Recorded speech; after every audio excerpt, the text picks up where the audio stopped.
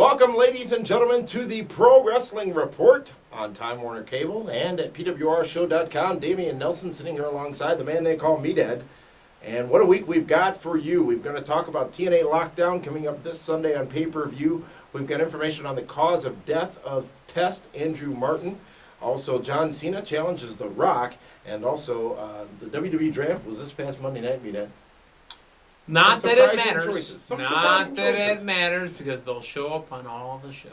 We talked about that, of course, in great detail on this week's edition of the Pro Wrestling Report on 540 ESPN. So you can check that out right here. By the way, for those that missed it and were looking for it at 10 p.m. Central, it was on at a special time due to the draft. We wanted to get it on and be able to give you play-by-play what was happening.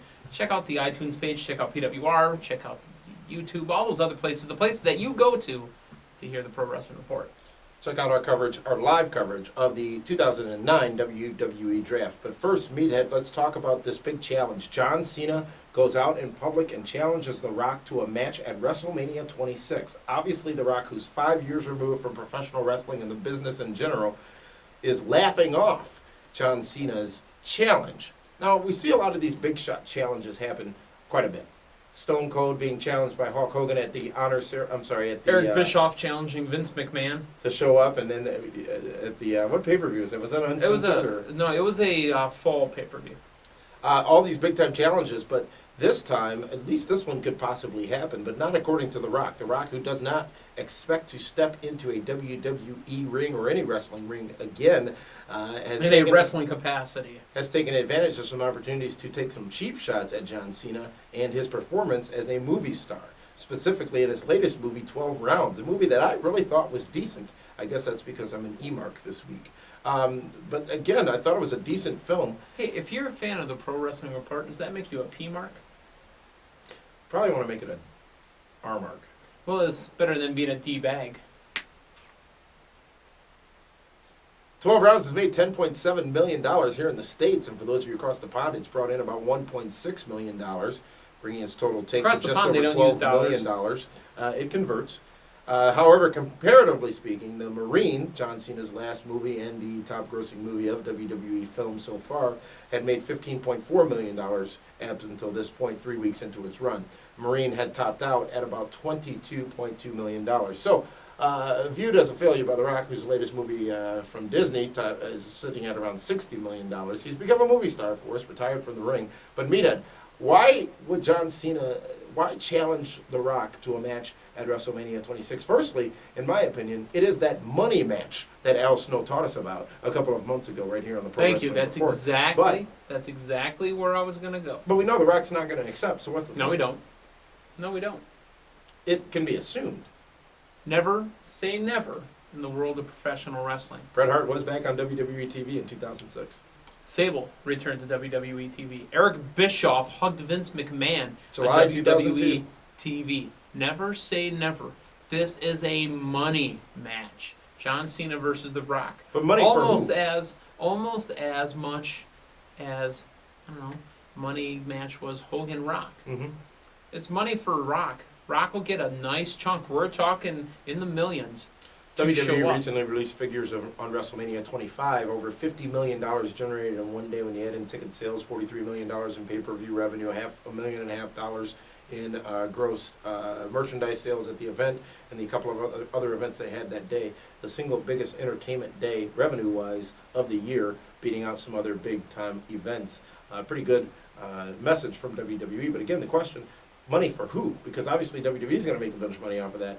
But John Cena, there's a payday there. John Cena's not in it for the money. Rock doesn't need the money from WWE. So what's the motivation for either man? There's a payday there for The Rock. You're not saying that The Rock needs the money when you say that there's a payday there for The Rock. But The Rock, one more time, in the ring. John Cena can bring the heat, bring the noise, call it whatever you will. Rock would, I think in this one, Rock would be the heel again. We'll see what happens during the match. Because we know he can turn on a dime. And he was heel for a minute when he came back from Hollywood. For about a minute. He was heel, and then the fans started loving what he was doing. But Rock, I don't see him doing it either, but nobody has ever said, that he wouldn't do it. Here's the question. Have we gotten that Rock final match? Like the big build final match, The Rock's last contest, like Hulk Hogan's last match at WrestleMania 8? I can't tell you what Rock's last match was. I can't either. Maybe that's the thing. The internet wrestling community can. The IWC. That's the thing. When was Rock's official last match? Now, we're not talking about Rock's last appearance. We're not talking about Rock's last, time in the ring. We're not talking about Rock's last, TV appearance. We're talking about his last physical win or lose match. Was it the one where he tagged up with Mick Foley? Against Randy Orton? The of the Rock and Sock connection at who WrestleMania, 21? No, I think it was a Backlash or a SummerSlam. Could have been. I'd be surprised if we saw that match happen, but I am, however, encouraged by the fact that John Cena, at least on his own, publicly, is making this challenge. Doesn't make The Rock look bad at all. It doesn't even guarantee you. It doesn't even guarantee you that John Cena is doing this on his own. Not sure. But in the Hollywood circles, much like we saw with Mickey Rourke in the 25th anniversary of WrestleMania, it is career suicide in their mind. For these wrestling stars to get into a wrestling ring and get associated with the lowbrow wrestling fans, of which I guess we are too. And that's just a cultural difference between Hollywood and World Wrestling Entertainment, or the wrestling industry in general. And that's always a challenge as well. So I think that alone right there, and the perceived diminishing value of The Rock, if he were to do it, would cause the match not to happen. If it's going to happen, it has to happen soon. Rock's getting up there in age, and Rock is even farther and farther removed from being in the ring. Exactly. In 5 years, he's been gone, as we said before. Shawn Michaels spent 5 years away from a ring. He did. Speaking of being away from a ring, Tazz is now a free agent in the wrestling business. As we talked about last week on the radio show, Tazz gone just before WrestleMania. His last set of tapings actually were the SmackDown tapings before WrestleMania 25. Which I don't understand. Very bizarre. But you know what? Maybe when his contract was written, they didn't have the date of WrestleMania. Oh, of course not. Of course not. Multi-year deals, of course. But that's why you saw JR, Michael Cole, and Jerry Lawler doing the commentary. But here's the thing. Here's the speculation. Tazz is not done with the business. Tazz left World Wrestling Entertainment because he was, quote-unquote, burnt out. Wanted to get off the road, wanted to spend a little time with his family, and we know what that usually means. There is another wrestling organization out there that can provide that. However, we've seen Tazz. Tazz is not in any shape to be wrestling. It was an injury that sidelined him and put him in the commentary booth. Anyways, he is about twice the size he was when he last wrestled. He has ballooned. And certainly not in a wrestling capacity. So, if the rumors are true, and the rumors that are out there is that Tazz is going to be potentially pursuing an opportunity with TNA or even Ring of Honor, which makes more sense to me. To wrestle or to be an on-air character? To be involved with the company. What are your thoughts on that potential scenario? Don't go in the ring. I don't believe that's on the table. Well, everything's on the table, especially the buffet table for Tazz. But Tazz, I'm asking you. Who could do better at the buffet table, Mark Madden or Tazz? Oh, Mark Madden will eat Tazz alive. He would eat 3 cheeseburgers between every break on Nitro, I understand. And they weren't White Castle burgers. Yeah, these weren't sliders, and they weren't burger shots or whatever BK is calling them this time. I like square pants. That helps you attract the women, I understand. Oh, I love that commercial, by the way. Just Bodie is Bodie, man. Tazz, don't go to TNA. It's so overwhelmed with just people just showing up there. I don't think you'll help the product at all. Maybe Ring of Honor. Maybe take Prazak's job. Or maybe do play-by-play alongside Prazak. As I've said many a time, I've never thought Tazz was a good commentator. No, I don't have a problem with Tazz. It wasn't bad. It certainly wasn't great. But here's a question, too. We talked several weeks ago about the lack of managers in the wrestling business.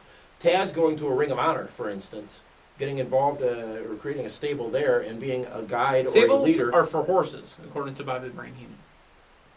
Getting a faction, if you will, a family, being a leader of that family or that group could have some legs. I mean, Tazz still has, in the fan base that follows Ring of Honor and TNA, Tazz still has some clout. He has a lot of clout. Exactly. And I think he could be beneficial to either company if he were to be brought on board, especially in a limited capacity. I don't think commentary is the place, though. I think Ring of Honor has that opportunity. I think Don West and Mike today are actually a good team now. Yes. Since West has gone heel, so just I don't think Cole you want King. to disrupt that. J.R. King. Right. I don't think you want to disrupt that. But certainly I think an on-air role for Tazz could be beneficial to either of those companies. He has stated that he is ready to begin taking bookings for private appearances and conventions only. So he's going to be making a big announcement, quote-unquote, next week on his Facebook page. I can't wait. I'm on Facebook. Yay! So he's going to be making a big announcement as it It's pertains. just me being funny. As it pertains to the future of his career in the business. Tazz's Barbecue Grill. I think there's a Tazz Barbecue Grill. Ooh, the Jofo. Yeah. Speaking of gone, JBL, John Bradshaw Layfield, also gone from WWE and also walking away somewhat from the wrestling business. He quit in the middle of the ring at WrestleMania 25 after wrestling Rey Mysterio, a match that he had planned to be his last. This was the something historic he was talking about for a long time. Quit and is now involved in the history is the amount of time that it took him to lose the belt at 26 WrestleMania. seconds. 21 seconds. 21 seconds. But as he said, and as we reported, he's involved with a lot of new opportunities, the last of which being Viper Fight League, the VFL, which is an MMA league that he is now the commentator for, and his company, Layfield Energy, is one of the presenting sponsors for. Now, in addition to that, his company has gotten very involved with Ohio Valley Wrestling with Danny Davis, and not the evil referee Danny Davis, with Danny Davis, and will be expanding. That was dangerous. Danny Davis. Expanding the role of that company as it pertains to wrestling and preserving the independent wrestling organizations that he feels are so important to this country. Now, there are a lot of rumors going around that JBL was not on very good terms with WWE, and this is what we should remember. JBL was on some of the best of terms with WWE, and if you look back at the reports over the last several years, you will see that JBL was that man who would always be the guy getting away with stuff others couldn't. He's flying on the WWE jet, pulling pranks on people backstage, saying wrestler when it should have been sports entertainer, all things that you hear other people getting lashed out on. JBL was that guy who could get away with it. So to address those rumors, JBL posted a blog stating he had in no way, shape, or form left WWE under bad terms, and simply found it to be his time to walk away from the ring, and he would be watching this past Monday's Raw for the first time in 18 years as a fan. And JBL, you're right. He is a wrestling god. That might be the last time I can say that. JBL wasn't in good terms with the company. I mean, you think about it this way. JBL was a veteran presence in the locker room. JBL was liked by the boys. Again, he was a little rough, beat up on Meanie a little bit. There was that, a couple other instances. One night stand. Yeah, a couple other instances. But, JBL did what he had to do. He's got Mama Joanna. He's still working with Charlie Haas. Apparently, Charlie Haas works for Layfield Energies. As does Bruce Pritchard. Bruce Pritchard recently named a vice president. If you don't know who Bruce Pritchard is, he was I love you. Brother Love on air, backstage agent for WWE for a very long time. The man who is rumored to have leaked the WrestleMania Shawn Michaels Undertaker storyline out on the web shortly after his firing in November from WWE. Now, there are also rumors out there, this spread by Victoria, that Bruce Pritchard is working for TNA. However, our resources indicate that he can't be working for TNA due to the nature of his release from WWE at this time. So we don't know exactly what he's doing, except for the fact that he is working for Layfield. Yeah, he is working for Layfield Energy. But, when I read that first initial story, that Bruce Pritchard might be involved with TNA, it started answering some questions I've had for the last few weeks. And we'll talk about the ratings in just a few moments for all the shows last week, which are pretty telling numbers, and we'll talk more about that as well. But JBL gone from the wrestling business, at least in the mainstream variety. Your thoughts on what he can do with OVW? I've been to an OVW show. It's a great little organization, and for those of you who don't remember, it was the organization. JBL doesn't want you calling it a great little organization. JBL wants you to think of it as the next big thing. He wants to take it up to a national level. OVW right now is just... So OVW is known for being a former WWE training ground, and it's known in the Ohio Valley area, which is northern Kentucky, southern Ohio. That's it. That's true, but here's the question. You talk about it getting bigger. I think the wrestling industry has a cap. I think that cap ebbs and flows. Right now, I think we're at the top of the line. Like if it were a shot glass and that little line that's underneath, I think we're floating right at the line of the shot glass. A good bartender doesn't see that line. A good bartender doesn't overpour and overservice drinks. Go. How far can OVW go, given that cap that may be there in the wrestling business? Depending on the health and strength, depending on the health and strength of Ring of Honor and Total Nonstop Action. And we don't have any ratings information yet for the HD network, specifically because it has not got the penetration that some of the other networks have. We're on television. Penetration. I'm talking about penetration of wrestling into the country. What are you talking about? So, growing OVW into not just a wrestling organization, but another premier wrestling organization, and one that might involve some mixed martial arts. And there's that hybrid we haven't seen. Penetration at the same time. There's something we haven't seen, a wrestling/MMA organization. It's possible. You may turn OVW into that. I hope not. For the wrestling fans of OVW in the southern Ohio, northern Kentucky area. But what about the perceived, I'm looking for the right word, the perceived scripting of wrestling versus the perceived reality of mixed martial arts? Well, because we aren't involved in mixed martial arts, and you're going to put your comments, right underneath our little video here about how you believe it's fixed or you believe it's real or you know about MMA going on. We don't know. You don't know unless you're a mixed martial arts athlete. I'm considering going to the Lesnar fight July 11th in the world's greatest city. Fever! MMA shouldn't, I really don't think MMA should get in bed with professional wrestling. If you want to keep that perceived realism. Well, isn't that partially what killed the XFL? Partially? Because there was on the road, but yes. But no, there were no one really looked at it as a viable sports organization because World Wrestling Entertainment was behind it. Stink of professional wrestling behind it. Right. And we all saw WWE, at least within the last year or two, had been actively pursuing getting involved in mixed martial arts, and I think that is what potentially killed it. I mean, you lose the realism of it, and much like the XFL, what will WWE do if it is not as successful as they think it might need to be initially? They will influx the wrestling element into it and ruin it. And that's what happened to the XFL as well. Kind of like Vince McMahon did with the NWO. I'm going to inject a poison! Wait, let's do it properly. Come on now. I'm going to get a cancer. I'm going to inject. Oh, wait, no, he was facing this way. Yeah. No, the mirror was back there. Anyways, it's on. I think it's one of the clips on PWRshow.com. What's wrong with you? Do you have a headache? Just watching you be a goof. But it's okay. That's what I do here. Yeah, it's what you do. So that's the story with JBL and what's going on with him. So two big departures from WWE in the last few weeks. We had in the draft this past Monday, seeing a lot of shuffling around. Raw obviously becoming the stronger brand. A lot of focus there because whatever they did for SmackDown hasn't helped.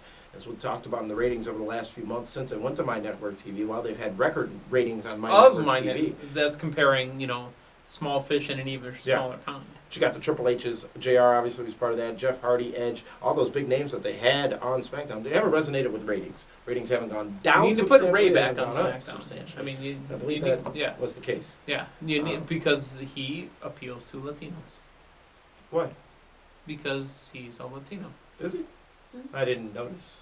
Of course, you didn't notice because he's got a mask on. But then again, he flies. How'd you feel about the Joker mask at WrestleMania? We haven't had a chance to talk about WrestleMania since you were AWOL last week. We talked on PWR Radio. Oh, you were there? Yeah. I loved Ray Ray's mask. It was amusing. Really? It was amusing. Even though Heath Ledger's dead?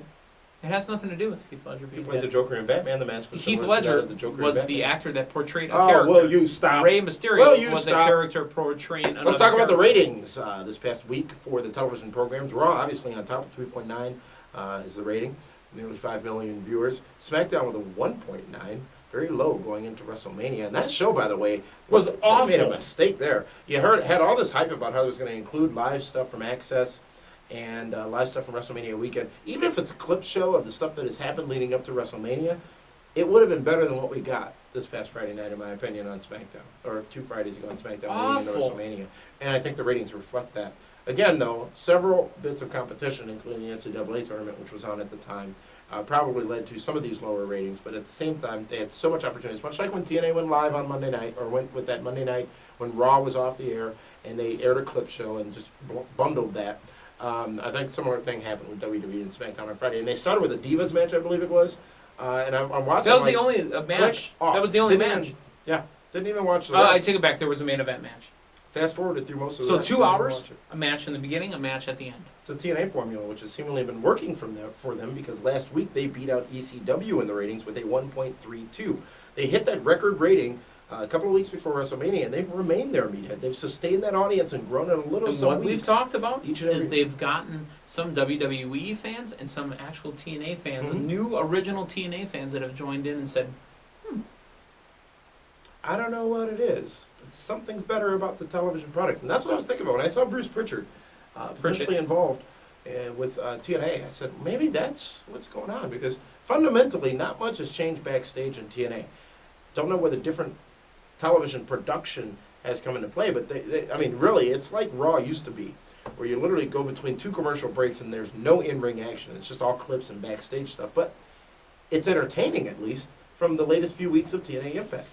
Maybe, depending on who. I mean, remember, you'll get your guys like Bill and Doug, who you hear on PWR Radio Monday nights, talk about how they're not really entertained by what's going on, and they want the TNA that they had 2 years ago that started off on Saturday nights on Spike TV, or the TNA that was on Fox Sports Net with the real pure wrestling action that was going on in the ring.